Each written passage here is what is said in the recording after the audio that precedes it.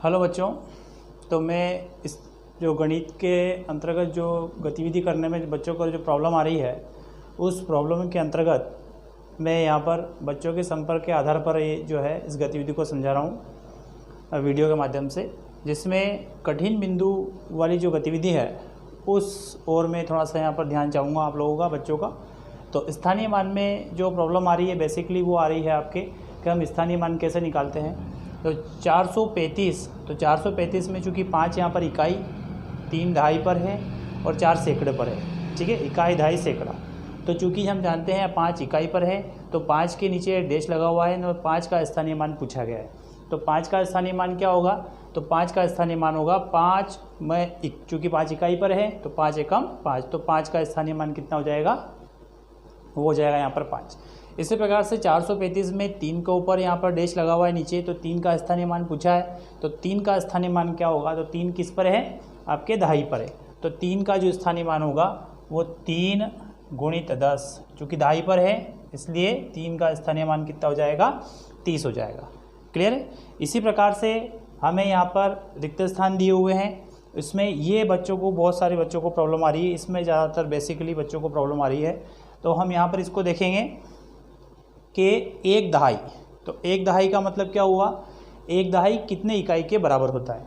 तो एक दहाई कितने इकाई के बराबर होता है? एक दहाई जो होता है वो 10 इकाई के बराबर होता है, ठीक है ना। जैसे कि 1 इकाई, 2 इकाई, 3 इकाई, 4 इकाई, 5 इकाई, 10 इकाई, ठीक है। तो 10 इकाई का मतलब क्या होगा? यहाँ पर एक दहाई हो जाएगा। तो जैसे ही 10 इकाई आएगी तो वहाँ पर आपको एक दहाई लिखना है, ठीक है। इस प्रकार से यहाँ पर 70 दहाई, तो 70 दहाई में क्या हो जाएगा? यहाँ पर 70 इकाई हो जाएगा, ठीक है। इसी प्रकार से 1000 इकाई, अब यहाँ रिक्त स्थान है और इकाई लिखा हुआ है, तो 1000 इकाई, तो 1000 इकाई, तो 1000 में कितने इकाई होते हैं? 1000 इकाई होते हैं, तो यहाँ पर अपने को 1000 लिखना है, ठीक है। अब 1000 में कितने दहाई होते हैं? तो 1000 में कितने दहाई होते हैं, मतलब कितने बार 10 मतलब कितनी बार होता है? दहाई मतलब 10, तो 100 में किसका गुणा करेंगे अपन? 10 का। तो 100 में 10 का गुणा करेंगे तो क्या आ जाएगा? वो 1000 आ जाएगा। मतलब 1000 में 100 दहाई होते हैं, ठीक है। इसी प्रकार से 1000 में कितने सैकड़े होते हैं? तो 1000 में कितने सैकड़े हो गए? 100 को कितनी बार गिनेंगे तब 1000 आ जाएगा? 10 बार गिनेंगे। बहुत बढ़िया। तो यहाँ पर क्या आ जाएगा आपके पास? 1000 10 सैकड़े के बराबर होता है।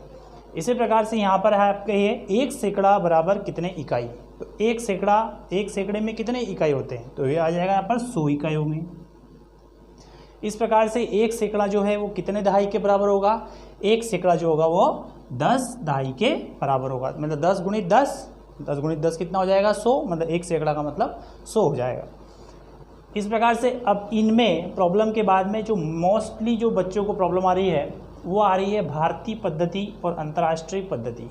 जो गतिविधि क्रमांक उसके अंदर 1 से 105 से लेकर 107, 106, 107, 108, 109, तो इसमें जो प्रॉब्लम आ रही है 110 तक, वो मैं यहाँ पर डिस्कस कर रहा हूँ। तो भारतीय पद्धति और अंतर्राष्ट्रीय पद्धति, इसमें जो मेन बेसिकली जो हार्ड स्पॉट यहाँ पर निकल कर आ रहे हैं संपर्क के माध्यम से, उसको मैं यहाँ केवल डिस्कस कर रहा हूँ। तो भारतीय पद्धति और अंतर्राष्ट्रीय पद्धति में क्या प्रॉब्लम है बच्चों को कि भारतीय पद्धति, सामान्यतः भारतीय पद्धति के बारे में जानकारी है, लेकिन अंतर्राष्ट्रीय पद्धति में जो है मोस्टली बच्चों को जानकारी इसके अंदर नहीं हो पा रही है, वो समझ नहीं पा रहे हैं। तो उसको यहाँ पर और अच्छी तरीके से मैं यहाँ इस वीडियो के माध्यम से समझा रहा हूँ। ध्यान से हम देखेंगे तो भारतीय पद्धति में क्या होते हैं, कितने कॉलम होते हैं इसके अंदर, इनमें 8-9 भागों में अपन ने इसको डिवाइड किया है। वैसे यहाँ पर 10 भाग हैं इसके, 1 2 3 4 5 6 7 8 9 10। इसी प्रकार से उस गतिविधि में जो दे रखा है उसके अकॉर्डिंग मैंने यहाँ पर 10 भागे लिखे हैं। और इसमें जो है इकाई, दहाई, सैकड़ा 3, 3 6, 3 3 9, 3 4 12, यहाँ पर 12 भागों में मैंने यहाँ पर डिवाइड किया है। तो अंतर्राष्ट्रीय पद्धति में चूँकि यहाँ पर इकाई, दहाई, सैकड़ा और भारतीय पद्धति में भी इकाई, दहाई, सैकड़ा दोनों सेम है, यहाँ पर इसमें कोई चेंजेस नहीं है। इसमें भारतीय पद्धति में 1000 और फिर 10,000 आता है, और अंतर्राष्ट्रीय पद्धति में आ जाएगा 1000, 10,000 और फिर यहाँ पर भारतीय पद्धति में लाख आता है और यहाँ पर आ जाएगा 100,000। ये आपको ध्यान रखना है। इसी प्रकार से इसमें अगले पार्ट में यदि हम चलेंगे तो यहाँ पर अब 100,000 के बाद आता है मिलियन, चूँकि वहाँ पर लाख आ जाता है या 10 लाख आता है। तो यहाँ पर आपको लिखना है मिलियन, फिर 10 मिलियन, बहुत इजी है, बहुत सिंपल है, कुछ नहीं करना है। Million, 10 million, 100 million. तो मिलियन के बाद फिर आएगा बिलियन, मिलियन के बाद बिलियन। जिस प्रकार से यहाँ पे लाख के बाद क्या आता है? करोड़। उसी प्रकार से यहाँ पर अपने को लाख, 10 लाख और फिर करोड़। तो इस प्रकार से यहाँ पर मिलियन, मिलियन पूरा खत्म हो जाएगा। तो मिलियन के अंदर भी यहाँ पे 3 पार्ट्स है, 3 पार्ट्स है, और बिलियन के अंदर भी यहाँ पर 3 पार्ट्स है। बिलियन, 10 बिलियन और 100 बिलियन। ठीक है, तो यहाँ पर हम इसको किस प्रकार से जो है पढ़ सकते हैं? एक संख्या लिखता हूँ मैं यहाँ पर, सपोज कीजिए 4, 5, 6। तो यहाँ पर इसको भारतीय पद्धति में क्या पढ़ेंगे अपन? 456। ठीक है, इसी प्रकार से यदि यहाँ पर भी 4, 5, 6 लिखा है तो इसको भारतीय पद्धति में वही, अंतर्राष्ट्रीय पद्धति और भारतीय पद्धति दोनों में एक ही पढ़ेंगे यहाँ पर, 456। ठीक है, 456।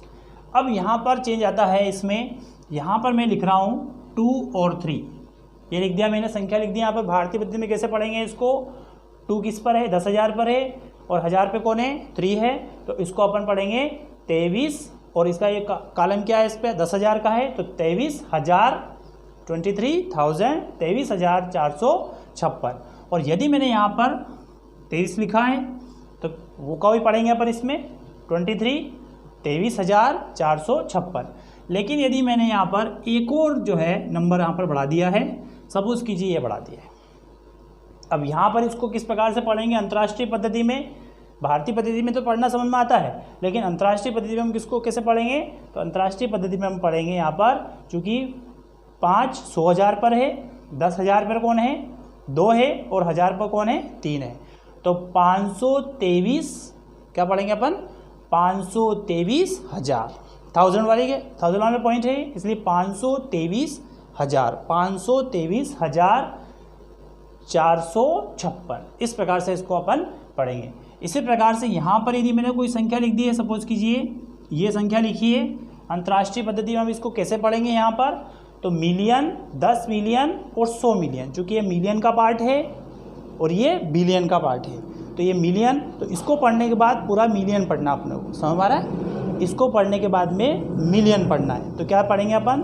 493।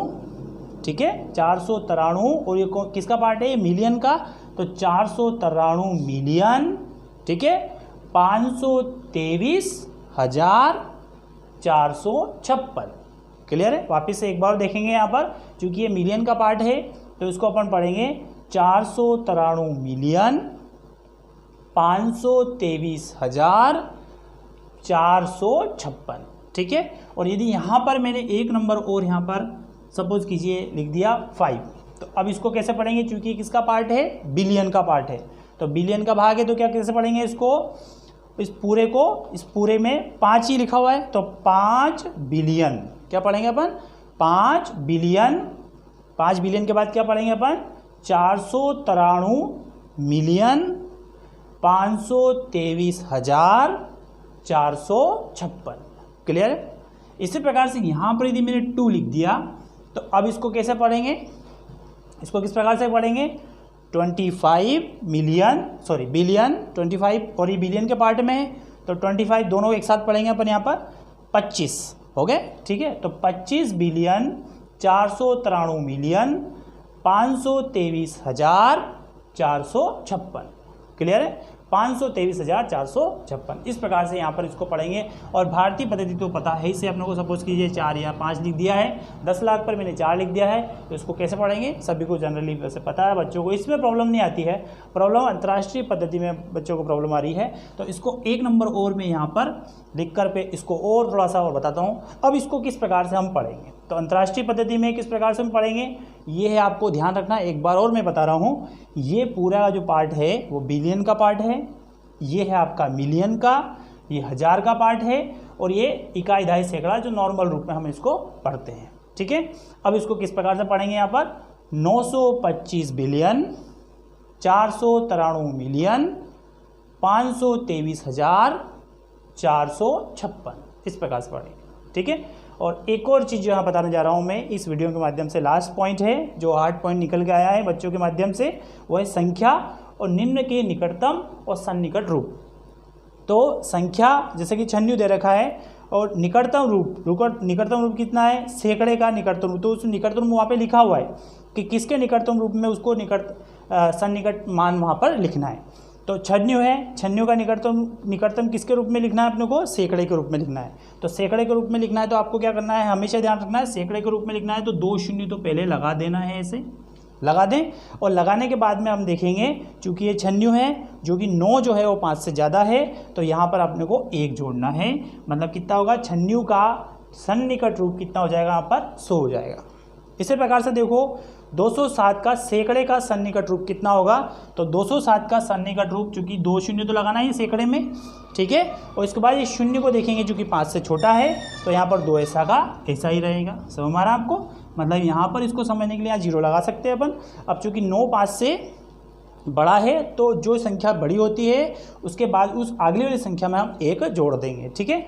284 है, जो दहाई के सन्निकट रूप अपने को यहाँ पर लिखना है। तो दहाई के सन्निकट रूप लिखना है तो यहाँ पर क्या करना है, 1 शून्य लगाना है केवल, ठीक है। अब यहाँ पर इसको देखना है अपने को 8, तो 8 जो होता है वो किससे बड़ा होता है, 8 जो है 5 से चूँकि क्या है यहाँ पर बड़ा है। तो यहाँ पर चूँकि 4 जो है वो चूँकि दहाई के रूप में लिखना है तो यहाँ 4 देखना है, क्योंकि शून्य लगा दी 4 की जगह। अब 4 देखना है, चूँकि 4 के 5 से छोटा है इसलिए 8 में अपने को 1 नहीं जोड़ना है। तो यहाँ पे कितना आ जाएगा, 280 ही आ जाएगा, ठीक है। यहाँ इसको समझ लीजिए एक बार और, ये सपोज कीजिए यहाँ पर 6 होता, कितना होता है यहाँ पर 6 होता। तो 6 होता तो क्या करते, 1 शून्य अपन लगा देते हैं, ऐसे 1 शून्य लगाई हमने। इसके बाद क्या करेंगे अपन, इसको 6 को देखेंगे, क्योंकि 5 से क्या है ये बड़ा है, तो इसमें 1 जोड़ देंगे तो कितना हो जाएगा, 8 और 1 9, तो ये 9 हो जाएगा और 2 ऐसे के ऐसे, तो 290। इस प्रकार से सन्निकट रूप अपने को निकालना है, ठीक है। तो आई होप, मेरे आशा है कि इस वीडियो के माध्यम से कुछ तो बच्चों को थोड़ा सा समझ में आया होगा कि किस प्रकार से उनको प्रॉब्लम आ रही है भारतीय पद्धति और अंतर्राष्ट्रीय पद्धति और सन्निकट रूप या मानक रूप निकालने के लिए, स्थानीय मान निकालने के लिए। एक दहाई में 10 इकाई होते हैं। इस बेसिक फार्मूले के आधार पर जो है आप वो सभी रिक्त स्थानों की पूर्ति कर सकते हैं। Thank you very much.